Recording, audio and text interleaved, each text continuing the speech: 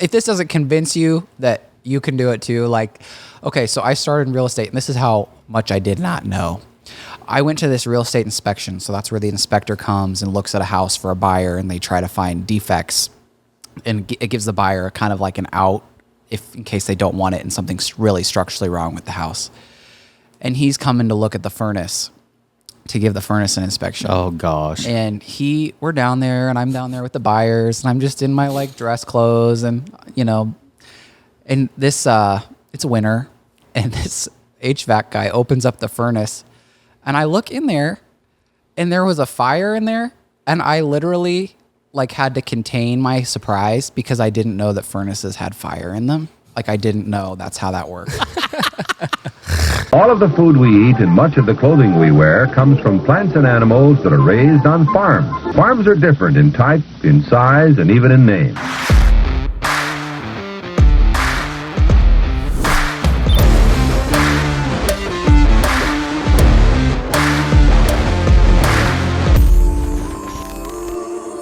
Welcome to Barn Talk, all Whisler Addition. If you've ever had the thought in the back of your mind of going out on your own and doing something big, well, today is going to be the episode for you. After much pleading, enough YouTube comments, we finally have gotten my brother Clay on the podcast to discuss his journey from music major to runnin gunnin real estate investor. This is going to be a very diverse conversation. We're going to get into a lot, and we're going to talk about life, liberty, and the pursuit of the next big deal. You know why it's been so hard to get Clay on here? Because he's the only one of us that's ever had an actual like real job. So his time's more precious than ours. There's always some houses that need some pictures, or there's always a hot deal that comes up. Yeah. Or always something he's got to rehab. So, but we're glad to have him. I know he's a busy man, so we gotta just get right to it. But before we get right into it, you guys got to pay that fee. If you get any value from the show at all we ask is you share it out with your friends, family, coworkers, whoever. We're trying to grow this thing, trying to do some good in this world. It's kind of the ticket to admission to watch or listen to the show. And I appreciate all the people that have been doing that because the show is slowly growing. Leave us a review on iTunes. Leave us a rating on Spotify. Pretty much anything you can do to help us promote the show. We really appreciate it, and it means a lot to us. Also, we got Barn Talk merch. Have the link in the description and also in the show notes if you're listening. Dad, do you want to give them an old-fashioned torque market update? Because the markets are just absolutely haywire right now. The world is haywire. You're fired up today. This is like clockwork. No, I got my 3D energy drink. Been sipping on that. How many of them you had? I only have one a day. Okay. All right. It's pretty natural. It's not, when everyone hears the term energy drink, they think of Monster, Red Bull. But energy drinks have gotten a lot better, guys. They're not what they used to be. Yeah, I probably wouldn't be drinking Monster or Red Bull, but give a 3D a shot. I'm telling you, it's pretty good, not over crazy with the caffeine. All right. Thank you for that. Just saying. Thank you for that health advice. Yep. So, yeah, everything is a little crazy. Before I get into that, I will say this week we had the privilege of being on a round table that SwineWeb put on. Jim Eady put it together, and there was us and 5 other pork producers, and it was real good. It was kind of like it was a lot of topics crammed into a short amount of time, but I would highly recommend it. It was pretty interesting, and I actually learned some stuff. There was a diverse... You want to talk about getting me fired up? That got me fired up. It did get fired up. So we're going to do a whole episode about... One of the questions was, how do we sell 10% more pork than we do today? And Sawyer's ears, if he was a German Shepherd, if he was Duke, his ears would have stood straight up because he was ready to go. That got him. That got his attention. So we'll have to do that. We'll do an episode about that. Well, my heading on my notes was there's nothing like war drums to drive up commodities. And so I checked, we're shooting in the morning, so the markets haven't closed for the day yet, but everything was up last time I looked. Wheat is $7.91 on the board.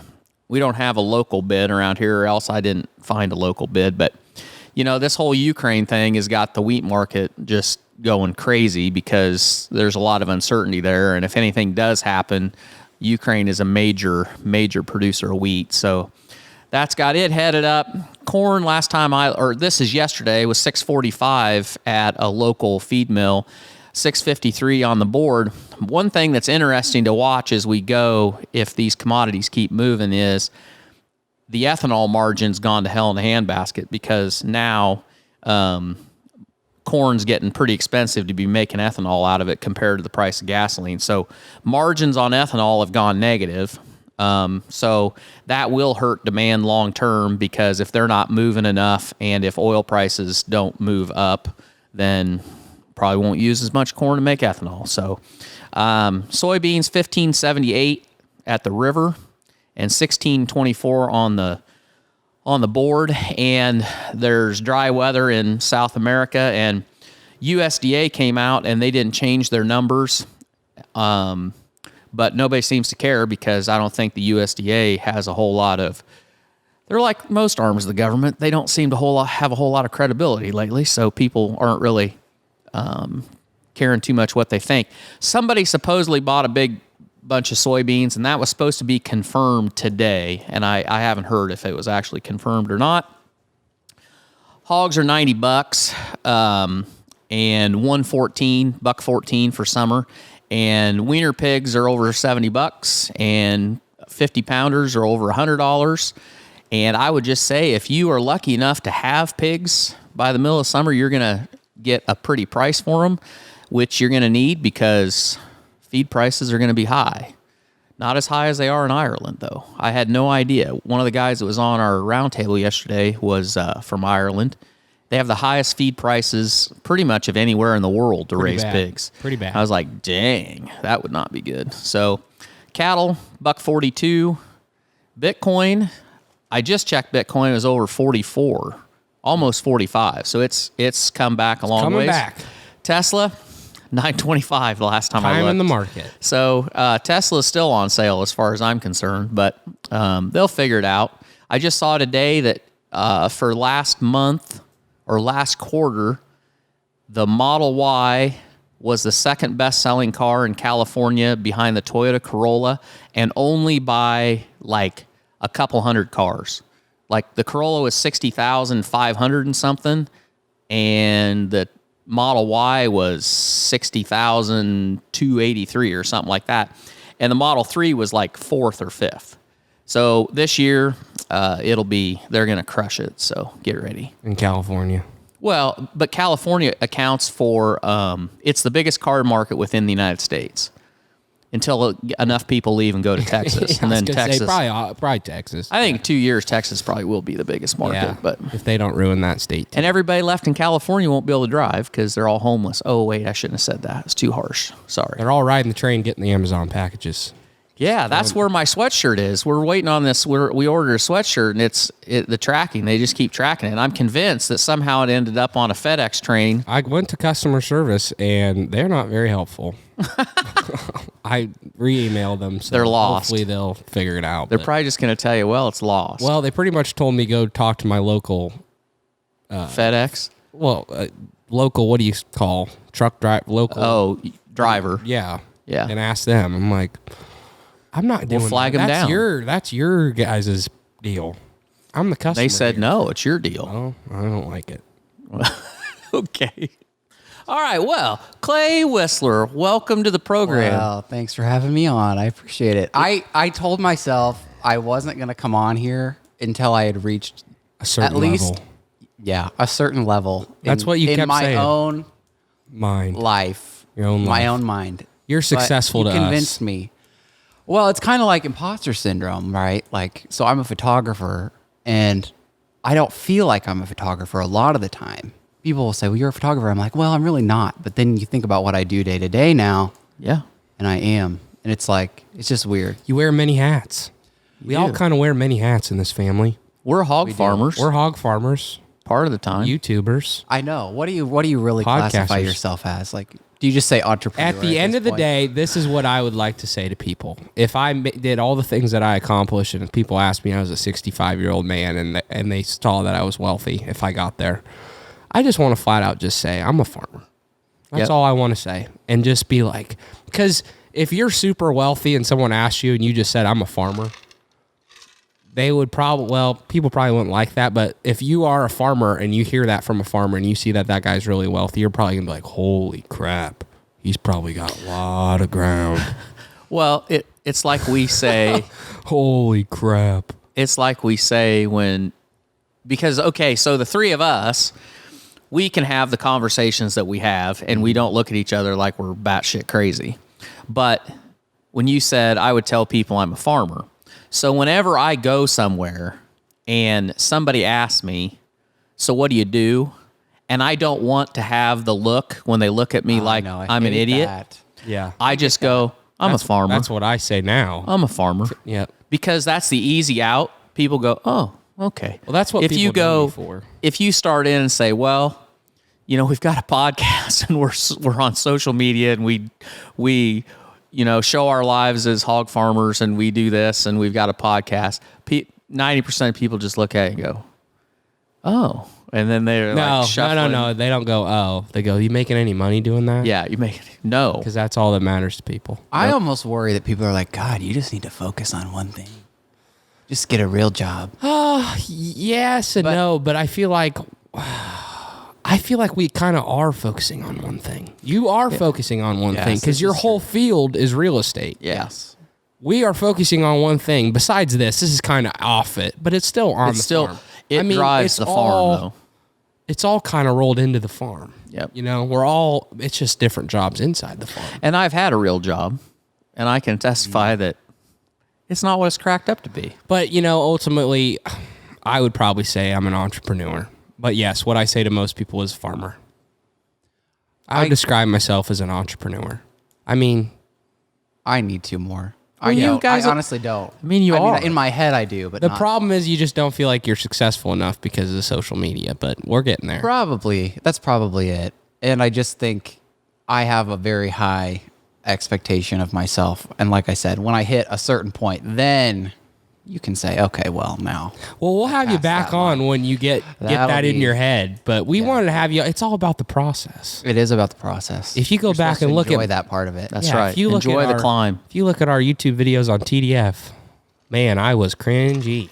I don't recommend anyone to go watch those. I can't even watch them myself. I was pretty much high quality right from the start. You didn't even want on the camera at the start.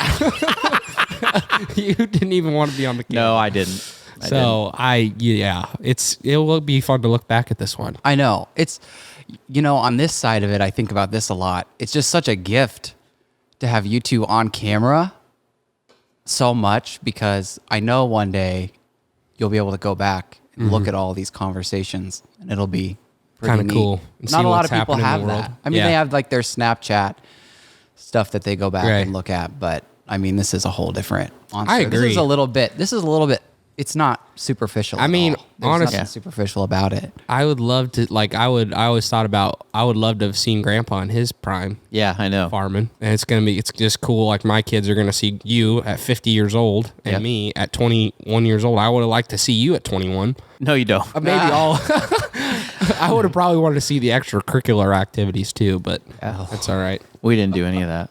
Are we going to get into this thing? This is going to be, I have to just say, this is also going to be weird. I mean, you guys can clearly hold your own on a whole show. So you guys, what the audience doesn't even know is like at the dinner table. This is pretty much it. Just around, you guys can take over the conversation pretty quick. Yes. So it's going to be nice. You have to listen to me now, whether you like it or not.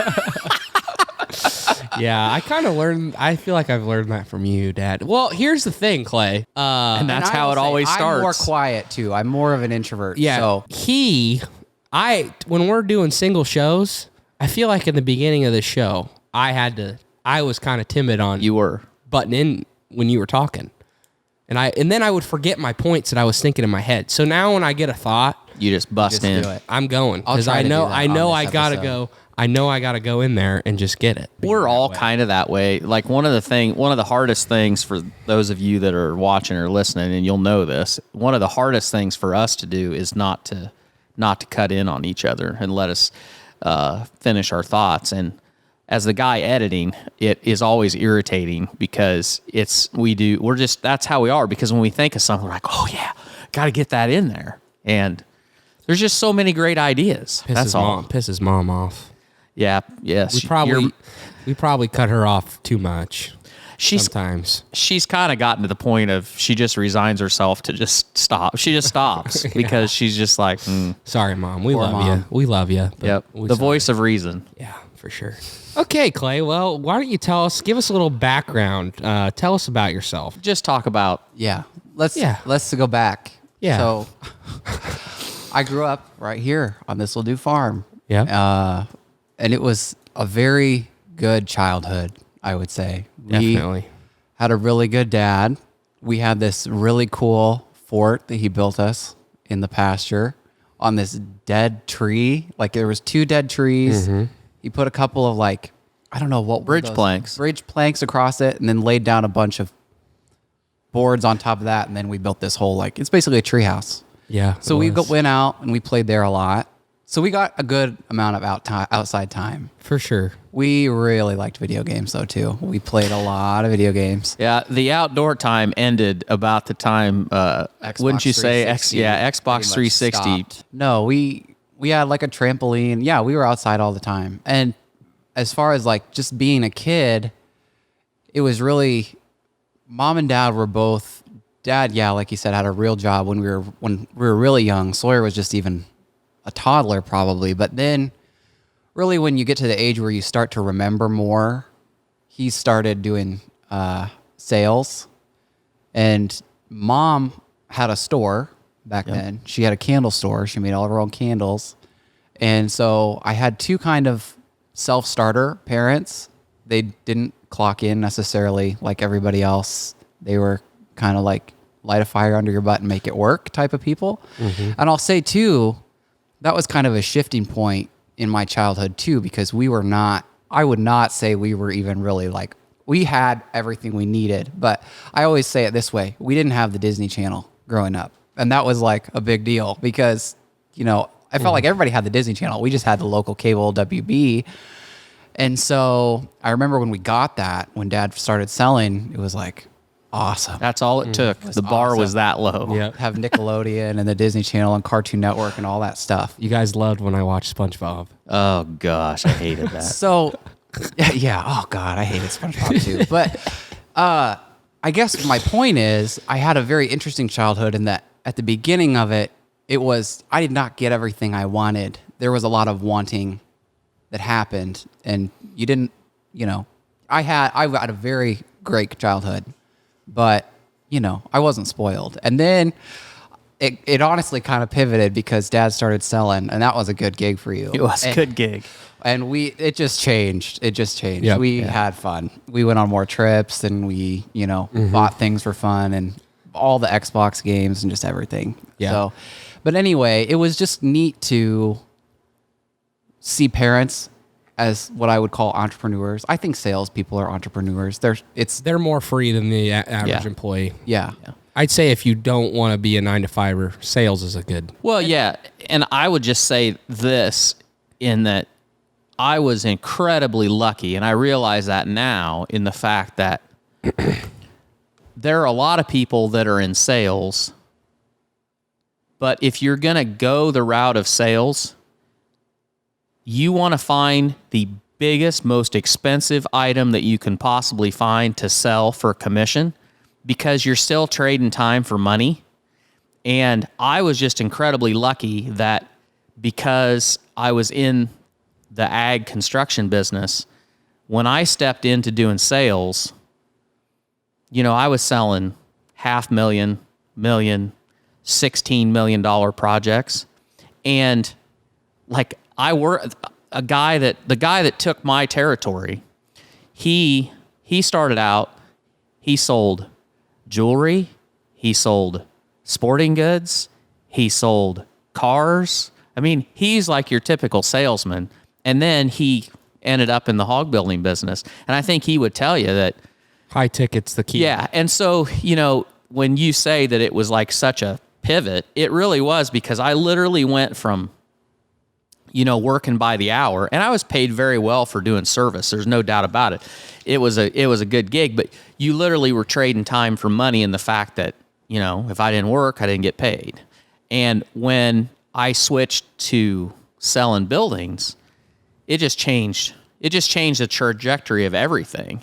And it is true, in that case, you make your own destiny. And that's what's beautiful about sales. And anybody that's in sales, you pretty much, you have to believe in yourself. And You got that in spades. to a flaw, to an absolute flaw. The one thing I wanted to say about what you were talking about is I didn't really realize mom and dad were entrepreneurs. Like I never really, till I got older. No, it's just normal to you. It's just your life. I never like put that together when I was younger, that was the way it was. And then, cause I feel like my whole life I was like sports. Yep. And then when I was done with sports, that just kind of came naturally to me. Like that was the first thing I gravitated to was working for myself. And the other thing I wanted to say, we did some farm stuff with you, but you weren't always here because you had to work. And I remember you told me one time, cause there's a lot of people out there that are farmers that you grow up on the farm, you're out there with your dad all the time and you're just a farm kid through and through. That really wasn't how we grew up. I mean, we did stuff on the farm, but dad was gone working his job. And I remember you told us once that you didn't want to come home because you were not home all the time and make us work and that be the only bonding experience that we had because you weren't home a lot. Right. And I get that. Yeah. Totally. Not saying we never worked. We did. Clay chored some old hog barns. Grandpa's old I hog can't barns. believe that you even did that. Yeah, you know what? Bless my heart for trying. And I'll say that's the other thing about my childhood that really sticks out is like I was encouraged to do what I liked to do and not dissuaded from that. Like I was a very artistic, musical child. I like to. You're creative. I had piano lessons when I was young, and your parents buy you a piano for that and make that all work and pay for the lessons, and then I loved singing and just all of that stuff. And that wasn't, and especially in rural parts, especially like late 90s, early 2000s, not a lot of families probably I feel like are like that. It's just kind of frou-frou, I think, for a lot of people. Yeah. So I appreciated that. And, when it came to the hogs, that was clearly just not my strong suit. And you try. I mean, it was, I don't know even what you say. I did help. I did. Yeah. I do remember like in middle school, we would load pigs before school, like 5 a.m. That sucked. But it just wasn't me. It just wasn't what I knew. I just wasn't. And if you have a kid that isn't 100% on board, whether they want to chore pigs, and you give them old hog buildings that the ventilation isn't great, the lighting's not great, pigs aren't great. The pigs aren't great. It's not like I turned you loose with one of our new finishers. These were all buildings built in the 70s and they were nothing special at that point. So yeah. And I was just, my whole temperament is just I'm just a more gentle person, I think. Yeah. So I was scared to death of the freaking pigs and just all the creatures that were over there and just everything. So. Yep. And our mom's a lot that way. So. I think that rubbed off on me, honestly. I think mom can still say that I don't know if she's even been in all of our hog buildings. I know she's been in the double site because she was there because we had an open house, but I don't even think she's been to mine. No, she's been in the workroom because we took everybody up there, but I don't know if she ever even came into site too. So yeah, that's not her cup of tea either. No, it isn't. That's all right. Nothing wrong with that. I remember my first experience in the old barns. First time I went in there, I got in a pen and I got bit. And I hated pigs. Oh, yeah. I got bit, and I was pissed. I was like, this sucks.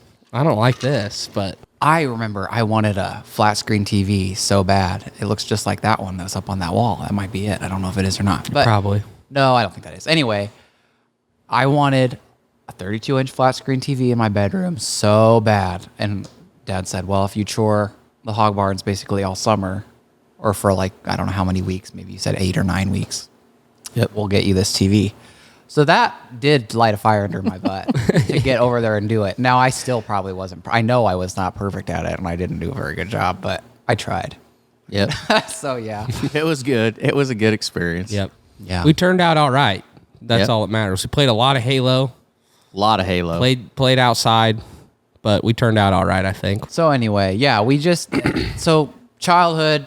What did I want to be when I grew up? Yeah. like I said, I was super artistic. I kind of like started like coming of age around the time YouTube just started becoming popular. So I was seeing like all of these YouTubers who were doing music covers and just whole music videos, and it was so cool to me. I just loved it, and I was like, I want to do that. And I even like bought a camera. But the problem was back then, I was like 13, 12, 11, and there were no courses. Like you couldn't go buy I didn't feel like you could go buy a book about how to like become There wasn't any. YouTube cover artist. Yep. And I frankly probably wasn't even good enough musically at that point either. But that's kind of what I wanted to do. And I also remember like our grandma on my mom's side had a computer at her house, and she had Microsoft Word on there, which I loved. I don't know why I love Microsoft Word so much. Such a weird kid. But I loved getting on that thing and just writing stories. And I was super into English classes all through school, just like from kindergarten all the way up through end of high school. I loved writing, and I loved creative writing and literature and all that stuff. So those were kind of like the things that I gravitated toward. What did I want to do when I grew up? God, I loved in high school this show. God, I don't know if your audience is going to like this or hate this. There was a show called Glee on TV. So it was amazing for its time. Just all these Broadway singers came onto this show, and they did all these covers of these songs. Loved it. I was like, I want to do that. That sounds so fun. Yeah, and you had a voice. You had a voice. We're forgetting this part. Clay is a good singer. Yeah, I forgot. Clay's a good singer. I barely sing anymore, so it's like so crazy to even. I was a good singer when I was a kid, but I was too chicken shit to ever sing in front of anybody. So I never really developed it. I felt like Clay had the balls, though. And our family really validated that. Like our Uncle Trent, who has been on here, they were in a whole traveling type musical thing, and their daughters went to a performing arts high school, and it was just awesome. Like they were just so cool to me. And like the one like did something at the Grammys or something, one of our cousins. So it was just like, I saw like, I guess what was possible, and I wanted that, but music, being a musician. Yeah. Yep. That was your dream. Yeah. So anyway, I was kind of disillusioned because I kind of thought like I'd go, so I was like, okay, well, I probably ought to go to college for music. I probably ought to just do it and go. So I said, well, I want to do music because, and I'll say this too. Like, I always felt like I was really good at talking to people and communicating. You were. And I was very professional and a very self-starter as a young person. And so I knew in the back of my mind that even if I got a degree in whatever it was, I knew that I would be able to really carry myself and hold my own out in the real world in a professional workplace environment. Yeah. Just because I knew I had that ability. So I didn't necessarily think, I was always like, oh, you can get like a real job later, do what you enjoy and get good at it. And we can talk about why I'm glad I did that later. But yeah, so I kind of had this like feeling like, okay, going to school and being a music major, it's going to be like basically an episode of Glee every day. Well, it was not that. It was very different from that. It was, you know, I went to UNI in Northern Iowa, and it just wasn't, you know, TV makes it look one way and it's totally another way. But it was, I just realized very quick. So I actually went to school for music teaching.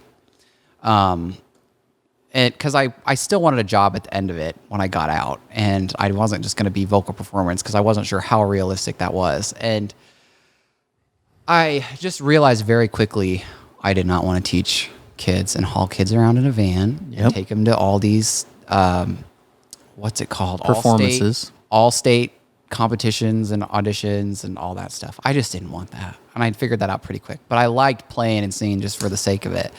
And so I switched. I moved around kind of, not more than most people, but like a healthy amount. So I was in PR for a while in college. I did a whole semester where I was PR, so public relations. And there was this moment in that one of the big public relations lectures where the teacher was talking about this politician, a European politician, who was supposed to go to a diplomatic summit or something in Europe.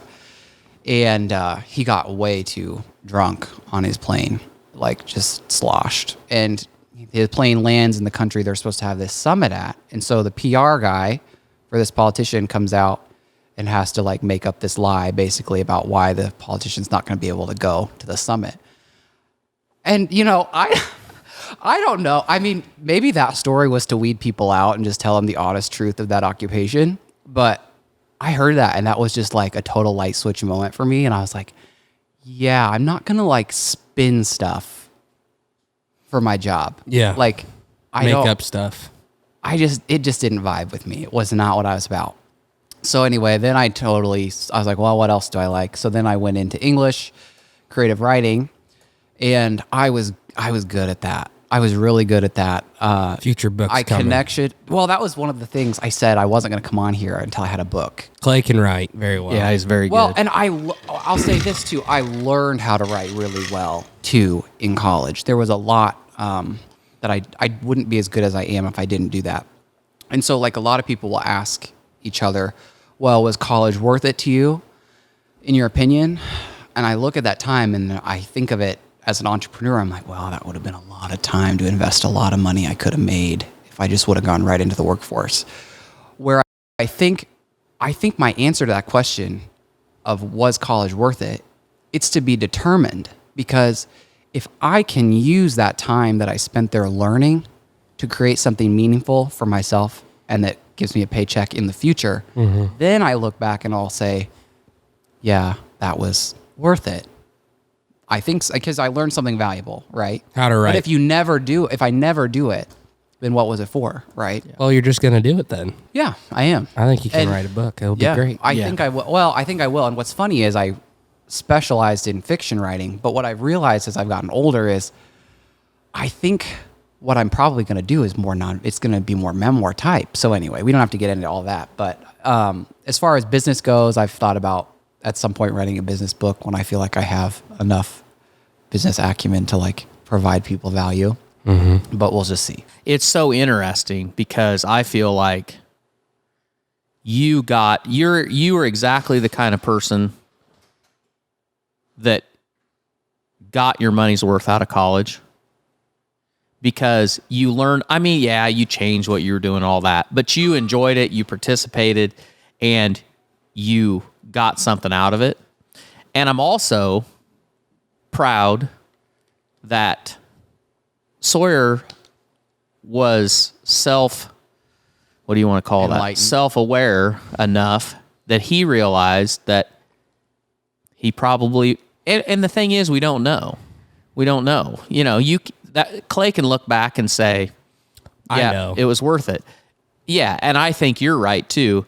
And, you know, we talked about this last week because I didn't really think about it, but so a lot of most of Sawyer's friends, they're all graduating from college this year. So there'll be college graduations. So I said, or I think you actually said it, it's like, yeah, we're going to have a graduation party from Torque U, because Sawyer went to Torque U. Torque University. And I don't know if that tuition is high or low. I don't know. I'd The say it's budget's high. very low, but I hope that you've gotten, I think that your 4 years that you've spent, I think you've gotten a lot out of it. Yeah, I'd say when I decided that was really hard. And I would say I put a chip on my shoulder, and I don't know why, but I was like, you know what?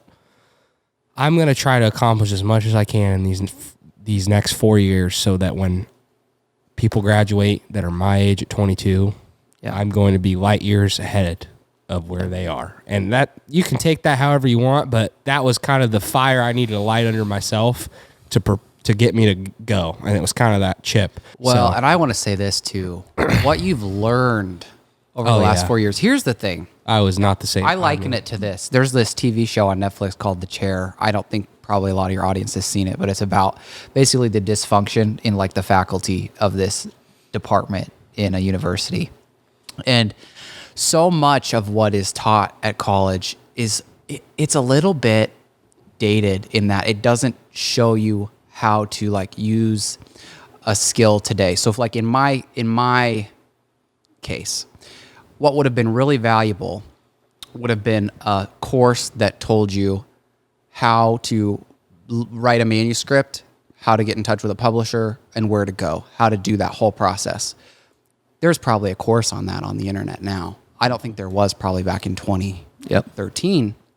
But in your case, like if you would have gone to college, I don't think there probably would have been a class that would have told you how to create a successful YouTube channel and podcast. Here's all the equipment you're going to need. Yep. Here's how to market it. 100%. Here's how you use the social media, all that. It would have been just, I don't know. It just would have been a little more cookie cutter than that. I'd agree. One of the things that's so cool about this time that we live in is you can literally teach yourself anything. I learned my whole business that I'm in now, the photography. I learned that on a course. I'd never had any interest in photography or, Videography, editing. And I just learned how to do it over COVID. And now it's what pays the bills. And you can, so for a lot of people, I would say, you're going to get taught stuff that just isn't really valuable, practical for you. Right.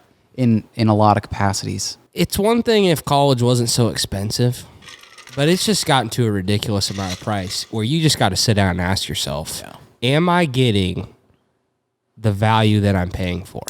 Right. Can I find this information online? Is there a course out there from somebody that's doing the thing that I want to do and is giving that information out? Because, Clay and I have both benefited from the idea of not knowing how to do a thing, an industry, and learning it all through trial and error and watching YouTube videos and taking courses and reading about it. Yeah. Social media, I didn't know jack shit. Podcasting, jack shit. Videotaping myself, jack shit. Didn't know nothing. Well, everything that you see. I mean, and the cameras, the equipment, the editing, how to light it, how to do it.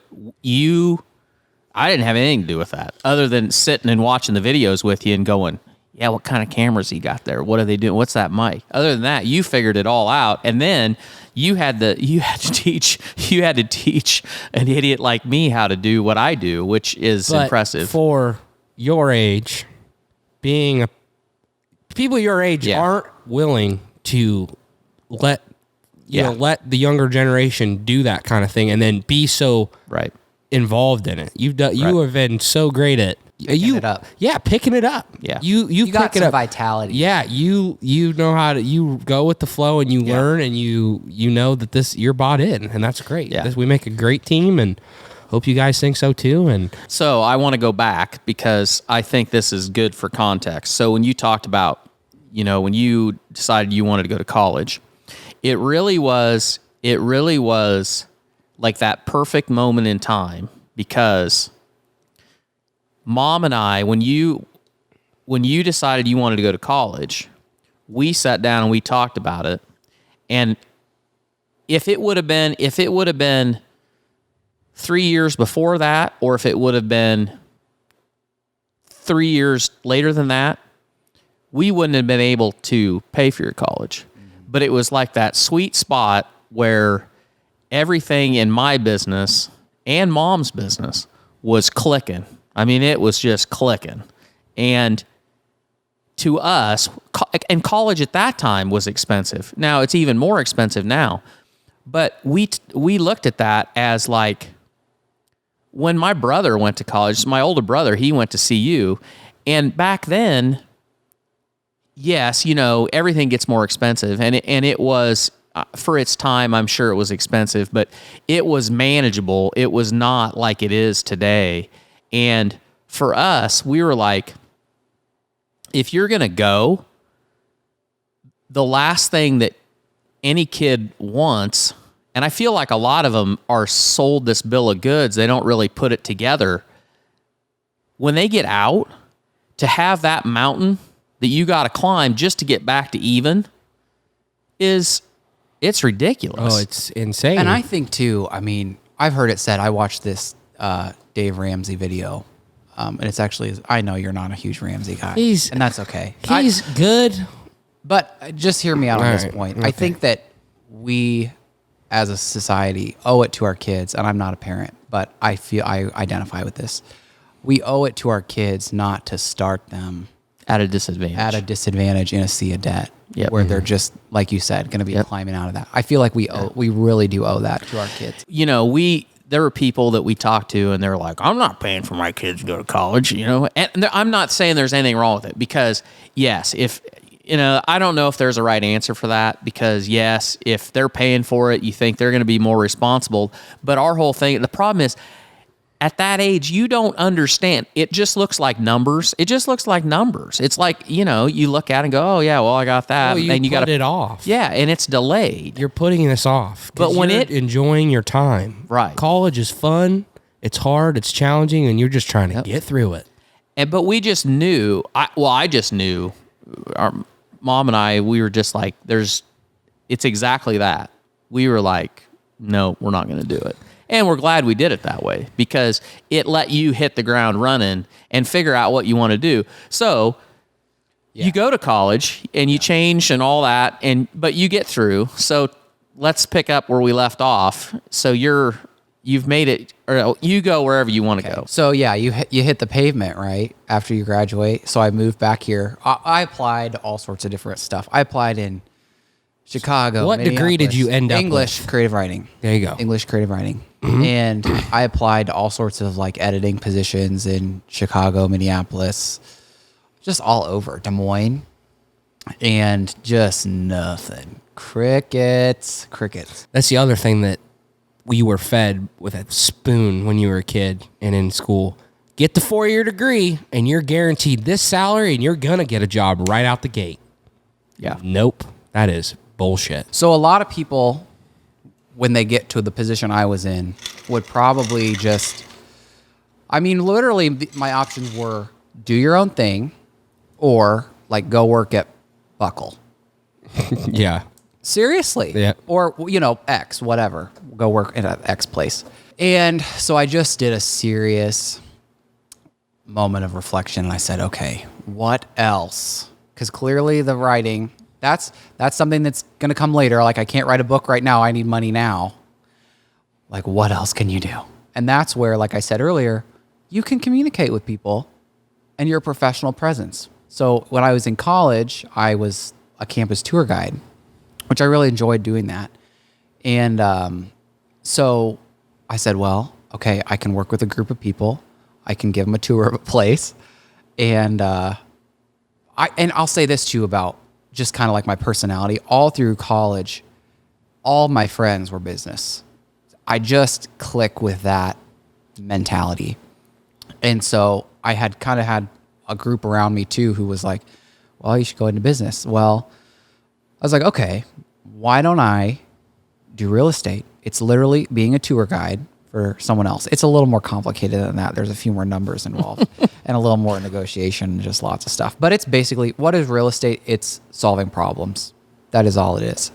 And so I graduated and decided in July I was going to get my real estate license.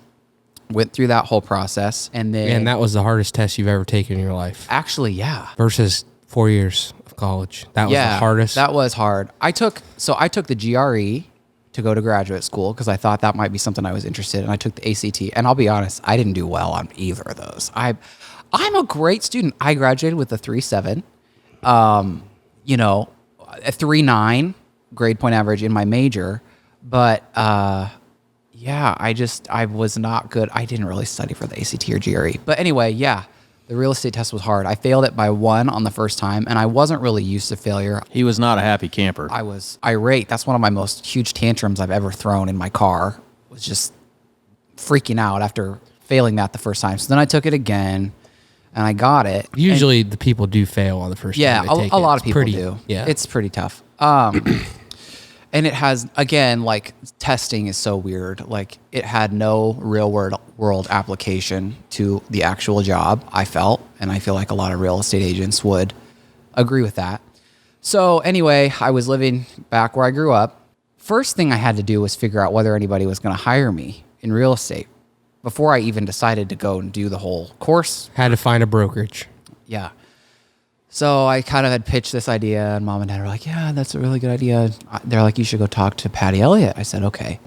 Patty Elliott owns Elliott Realty Group, and they do a huge volume of transactions. So where we live, real estate isn't as high as like where it would be in Iowa City, but Elliott's do higher volume than a lot of those Iowa City brokerages. So they do a lot. They do a lot of transactions. I didn't know it at the time. So I just like called her up on the phone and I said, hey, I said, I'm kind of interested in this. I don't know. Can I just shadow you? She said, yep. So I shadowed her for a morning and then like did kind of the whole professional thing that you're taught in college. Like you followed up with the thank you note and you connected with them on LinkedIn and just very professional about it. And she just basically called me and said, if you want to just work here, you just call me anytime and we'll make it happen. Which was like, when you've just searched for a job for so long and then someone just says yes without a formal interview, that first of all makes you feel really good. And it's also like, yeah, you're going to do it. Yeah. And it's not that I just looked there. I looked at a bigger brokerage in Cedar Rapids and in that area too. And this just felt right for some reason. It felt a little less stuffy. People were pretty real in that office. So I did it. I started the coursework, finished, started selling stuff in October. And I'll say this too. The advantage I had was I had all these people I didn't even know that knew me because of just our family being from here. And dad is just a good, dad and mom both are just good people and build positive relationships with people. So people just wanted to do right by their relationship with mom and dad. And they were like, well, their son's in real estate. God bless them for trying. I had never sold a house before. I didn't know what I was doing. Yeah. But you just fake it till you make it. And I just started selling in October. And I had a great, I mean, there are a lot of things I liked about real estate. I liked the checks. But I was also at the time when I was really ramping up real estate in a relationship that was not positive for me. And so I talked about how when I was a kid, I wanted this life where like it was like the show Glee and everything was just like New York and fabulous and everybody looks great all the time and like it's just a dream world. Well, the person I was with at the time we were sort of birds of a feather in that capacity. So anyway, his idea, he was still in college, was, well, Washington, Iowa, that's pretty beneath us. You want bigger things. And it's just going to be easy. We're just going to move to Chicago, bada bing, bada boom, easy. It's going to be fun. We're going to have a great life. Okay, well, this is probably a year in now, and I'm like, oh, like, I don't know. But anyway, it's like, okay, maybe we'll try Chicago. And this is actually a really pivotal point in my story, too. So at the time, there was a company in real estate called Compass that had just sort of come out off the ground, and they were backed by a bunch of Chinese investors. They're still around. They're publicly traded. And there was this kid at UNI that I knew who worked for Compass in Chicago, and he was very well-to-do, came from a very well-to-do family, and you knew he was selling $1 million, $2 million properties, just doing great. High ticket. And so I reached out to him because he was a tour guide with me. And I said, hey, do you think, I was like, I just need to be selling higher. I just kind of want to feel this out. I want to see if I want to go to Chicago and this is what I want to do. And he said, yes, absolutely. Let me set you up. I know someone who's actually looking for a new agent to come in and work on their team and we'll get you set up. So anyway, I do a couple of Zoom calls with this brokerage with Compass, and they invite me out to Chicago. This is probably 2018. Yeah. So when you started selling real estate in October around here, were you doing well? Did you kind of figure out, like, you didn't just go? For my first year, I did really well. And that's partially because I was figured out how to sell. You were like, okay, I'm good at this. I can probably do this somewhere else if I had, you weren't going to like just move to Chicago without any. No, I knew I had the skill to do it. And I was super into a lot of real estate entrepreneurs. Like Tom Ferry was a big one that I was like, would just watch all the time. And what was crazy was like, where we live, not a lot of people are on the cutting edge. And I really feel like I hit the ground running on the cutting edge. I was doing video before anyone was doing video. Like, and I was a very professional presence. I feel like a lot of people I'm just going to say this. There's a lot of mediocre out there There is a lot of mediocre. And I am somebody who is not. I do not want to produce a mediocre single thing in my life. So I tried to do it with excellence. I think people just picked up on that. So it was partially me and just what I created. It was partially I had help because Patty Elliott did give me some leads, and partially because mom and dad already knew people here. Connected. So it was a perfect storm. I did a lot of transactions for my first year. And So you did good. Yep. Yeah. So anyway, I go to Chicago and I sit down with this woman, at this ethnicity of restaurant I literally had never even been to, couldn't even tell you what it was, things I'd never even eaten. So, but I can play with You that. can bullshit. Oh yeah. This I ain't, can my act. this ain't my first rodeo at this type of restaurant. Yeah. Oh god. Waiter. Jesus. I can act pretty proper, Oh, yeah. And honestly, so here's the funny like secret about being gay. It's that people always just assume you have great taste. They just assume That is even true. if you don't feel like you do in a specific area, it's just a total stereotype and it works to your advantage. People will ask your opinion and you can just like say yeah and they'll just trust you even if you're not sure. So anyway, we're at this restaurant and she must think that I'm okay enough because I'm talking to her about like my real estate strategy, my marketing strategy, what can be done better, all this stuff, all these ways to just get people to come work, buy with you or sell. She likes what I'm telling her, and she basically offers me the job, and we get through all the like brass tacks, and we start just kind of getting to know each other as people. And going back to the PR that happened, the same thing happened with me and her.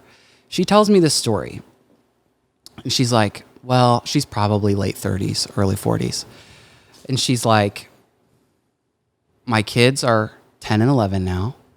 And basically their whole lives, I've been a real estate agent. They were raised by their nanny. I haven't been in their life, and I'm trying to make up for that now. And Is she divorced? No, she's still married. I think I'm not sure if it was her first or second husband. That we didn't get to that, but she said I'm trying to do better now, and I took that. And then she goes on and tells me this story about in Chicago there was this big parade happening. I don't know what for, and her kids really wanted to go. They were really excited, and she promised them they were going to go to this parade. And it was on a Saturday, and shocker to any real estate agent listening, she got called up to go show by a bunch of prospective clients. So they were on their way to the parade, and she kind of like got cut off, like had to go work. So she's taking her kids around with her all day to show, and they didn't even take them to the parade. That hit you. And I just was, I was like, this is the person who's going to be my mentor, and this is what I'm trading for this. This is what I'm going to trade. This is who I'll be. Mm-hmm. And I just got home, and it just totally wasn't right. Totally not.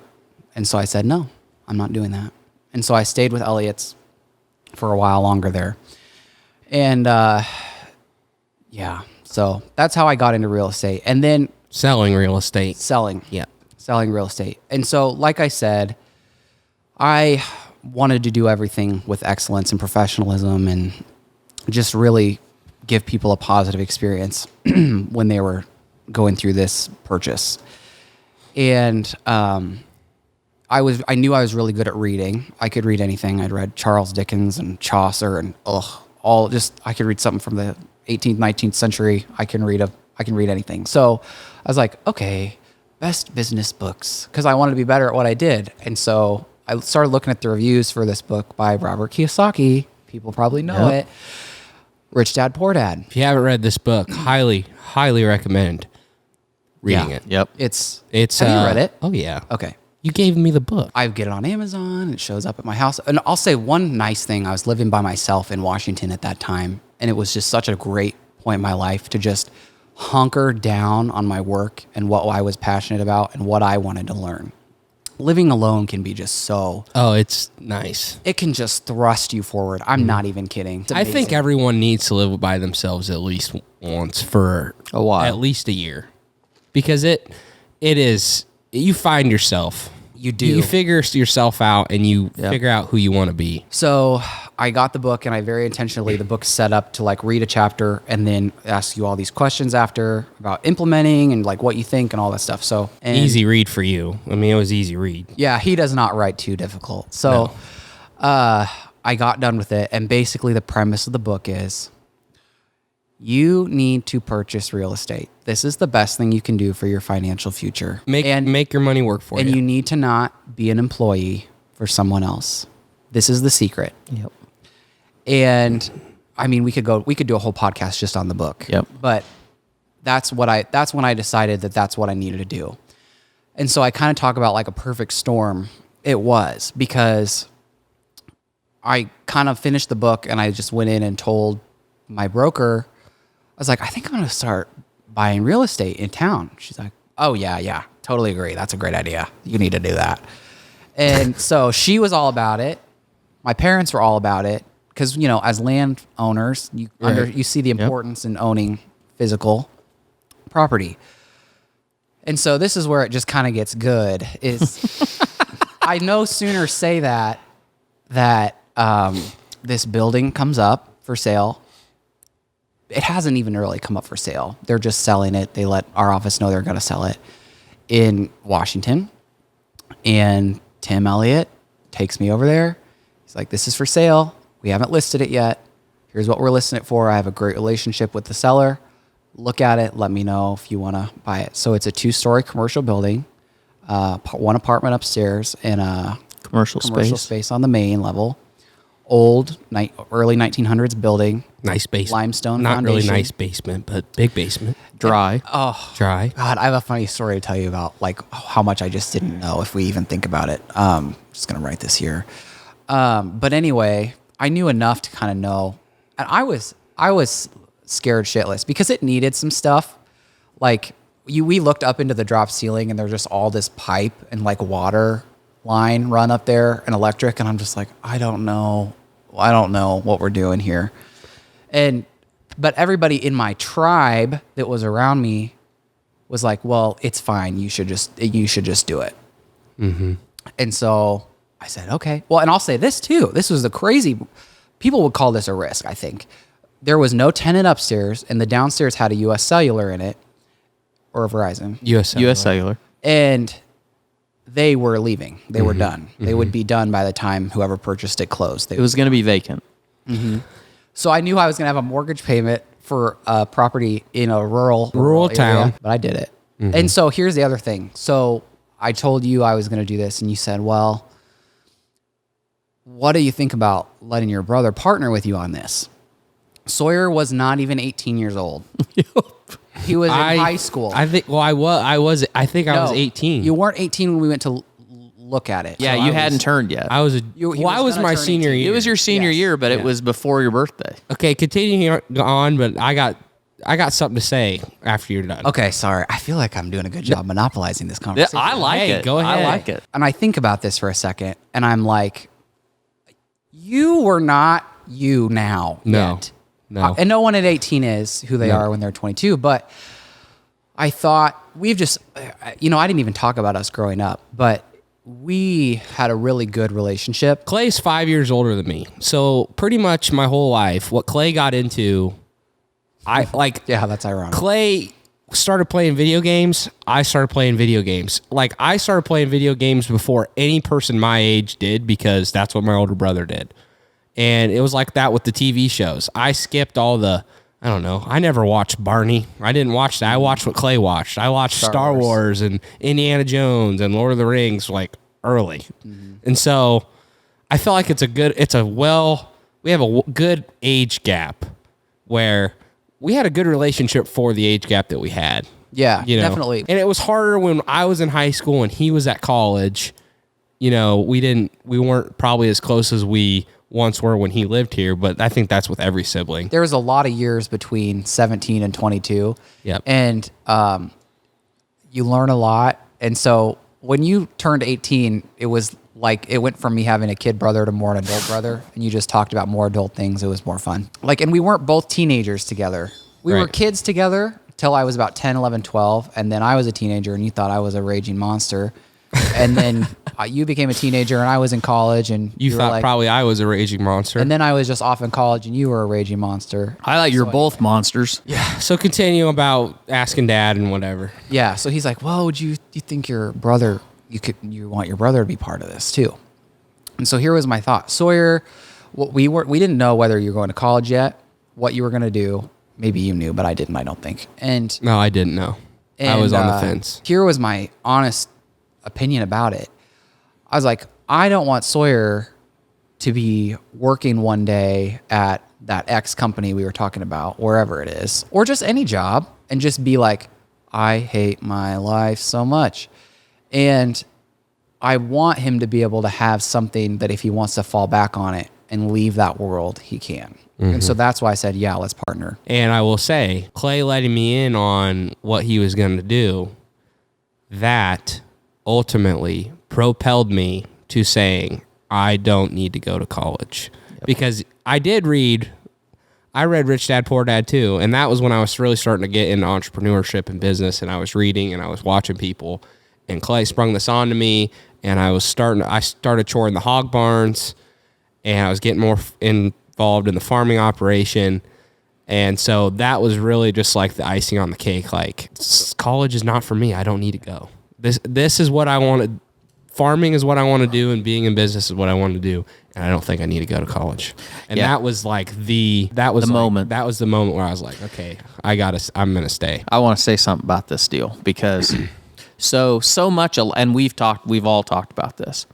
So much of life is mundane, and it's doing basically the same stuff. You know, we chore hog buildings. You take pictures of buildings and houses and whatever, and so much of what we do is it's the same every day. But there are moments, and man, those moments, they can change the whole trajectory of not only your life, but like a lot of people's lives around you. And I'll give you an example. Like, so for me, I didn't even realize, well, there's a couple. So we've talked about this before on the podcast. Like, the day I went to work for Precision Structures, that day changed my life, and I didn't even realize it at the time. But because of what came, it made a huge difference. The day that I decided that I was going to build a hog building, when Trish and I decided that we were going to build a hog building after our experience of raising pigs on our own and going through the late 90s and all that, now I look back, I have the luxury of looking back, and that was a pivotal moment, and that changed everything. And that conversation that we had when Clay decided that he would partner with Sawyer, you know, that's a deal that changed both their lives. But I'll never forget, so I don't want to get ahead of the deal, but you guys ended up buying that building.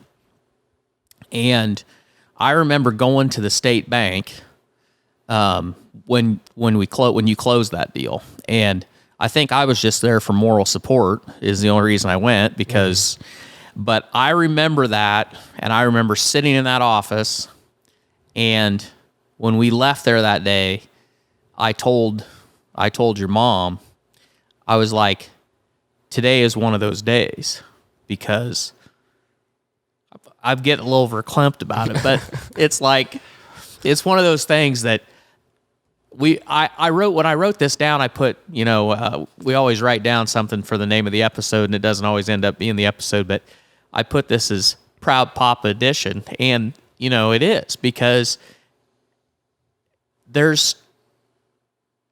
we talk about legacy, you know, here. I'm going to recover myself, but, you know, it is. And I knew then, like, they didn't even realize it at the time, but, you know, putting them in cahoots together, I tell people, like, there's nothing better. Like, when I'm done, one of the best accomplishments that you can have as a parent is, you know that your kids are going to be okay. But when I knew that I had those two in cahoots, that was a great day. Yeah, it was a great day for us too. I was ecstatic and I was happy, and it was we kind of appreciate that, Dad. Oh, yeah, no. We love you. We're proud to be your kids. We're proud that you're our dad. We kind of like skipped over this a little bit. You were selling real estate at the same time that you got into buying and investing in real estate. It wasn't like Clay was a real estate for a couple of years, because it was like what? I mean, was it your first year or second year selling?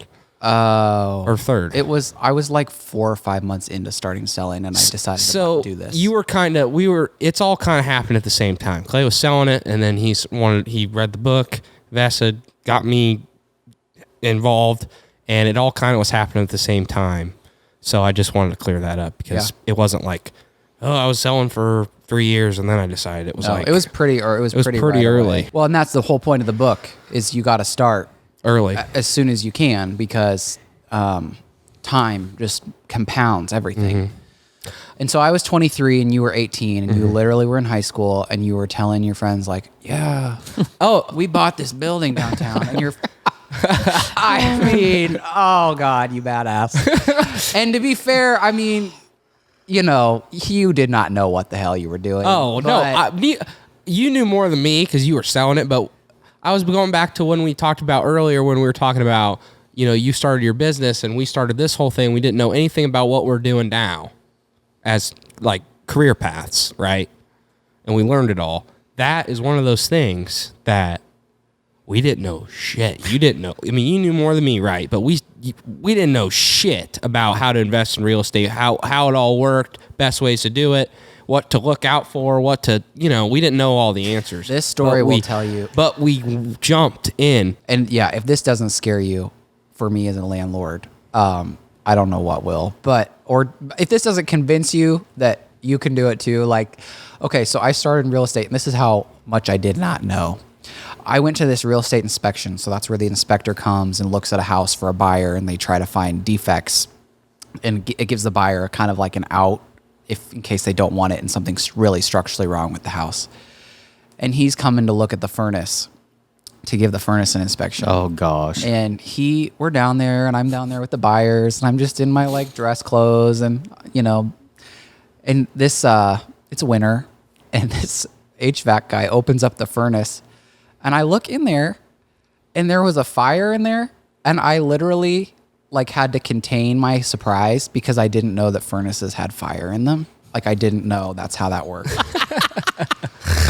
So yeah, that person decided to become a real estate investor. So you were like, oh shit, that's what you're thinking was going to burn down? I was like, oh my God.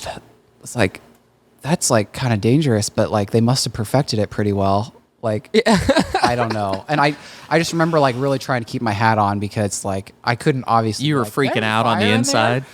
There's fire in a furnace? Because my buyers have been like, what the hell did we do going with you as a real estate agent? But yeah. So we started this. We started investing. And I've said this before on the podcast. I don't know if you've listened to them all. Clay is the front man of this business. Clay is the real estate guy. I've said this many times. I do the farming. He does a lot of the real estate. We help each other out when we need each other. And I've said this many times. Clay is going to get involved in the farm because I know what he's doing on that end. He gave me the opportunity to be involved. I'm going to give him the same opportunity to get involved on the farm too, because I think equally they're both important. Pillars, as you say. Yes, pillars of wealth. And you cannot be successful just doing it all alone. You can, but it's hard. It is very hard. And if you really want to be truly successful, really successful, wealthy, you can't do it alone. You can't build a great company alone. You can't build a great anything I think alone. What's really special about, you know, and I'm biased, but what's special about what you two have is you both have different strengths. And that makes it so good because, and you're different. You're both very different, but your focus is similar. Like the end goal is the same.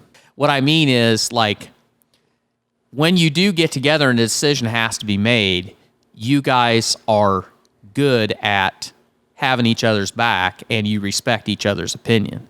And, you know, I'll just say that as I look back on it, and with all the stuff that we've looked at since, because they drag me along just to make me feel like I'm important, even though they don't need me.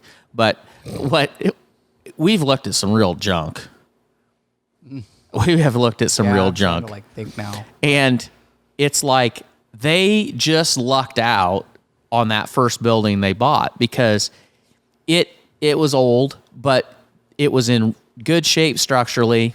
Wasn't a lot that had to be done, and you found a renter for the commercial space, and then Yeah. Sawyer decided. So when I made when I made the decision I wasn't going to go to college, I had to figure out where I was going to live. And we bought this property. we didn't want him here. There was no tenant upstairs. So I think you pitched the idea to me. I don't know. Everyone kind of pitched the idea to me that, well, Sawyer, why don't you live upstairs in the building that you Probably own? your friends, because they wanted someplace to party. No, it wasn't. It was a smart move because we had to pay that mortgage. We had to pay the mortgage. Right. So, Sawyer, live upstairs, be the tenant for however long you're going to be there. Let's just get the commercial space rented, Yep. and you don't have to worry about the upstairs tenant. Yep. And I was like, shit, okay, I'll go live up there. And we did a little work in there. I don't know, we painted the walls, exposed the brick wall, stuff like that, cosmetic stuff. But yeah, I lived there for a year. But yeah, It worked out. It worked out. And to piggyback off of how it worked out, like, this is one of my favorite stories to tell too. So like you said, we didn't have any idea.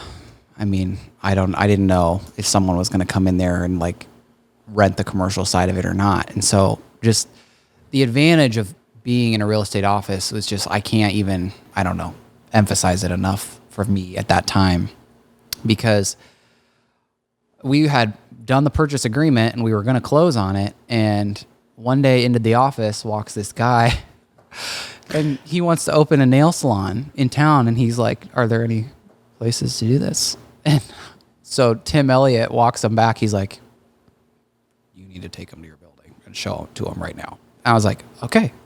So we walk down. He's there with his family. They're like walking through. They're looking at it. It's a Vietnamese family. Vietnamese nail salon is what they want to do. And I was so nervous. I didn't know. I wasn't confident in what I was going to charge them for rent. I wasn't confident in like how to negotiate terms. I was still a very new real estate agent, and I'd never done a lease. Still very new real estate investor. Yeah, first ever. I was so Landlord. nervous, and this is the nicest guy ever. Like, Yeah, I don't he know is why I super was nice. scared, but and they're just looking around, and he's like, and I told him, which is so stupid now looking back, I'm like, I'm not wavering on a 1-year lease. They need to sign 1 year. And he's like, so 1 year? And I'm like, yep, 1 year. And then they start talking amongst themselves in Vietnamese, and I have no idea what they're saying. I'm like, oh my God, they're going to try and do month to Haggle month. me. They're going to haggle me and they want to do month to month, and I just can't do it. And I'm terrible at telling people no. So this is why I'm so nervous. And he comes back and he's like, would you do 5 years? And I'm like, damn right, I'll do 5 years. Yeah, let's sign a 5-year lease today. Yep. So that's just such a great story of just like, It all I works love out. that story because it's such an example of, like you said, yeah, it just things just work out sometimes. Whoa, wait, what happened?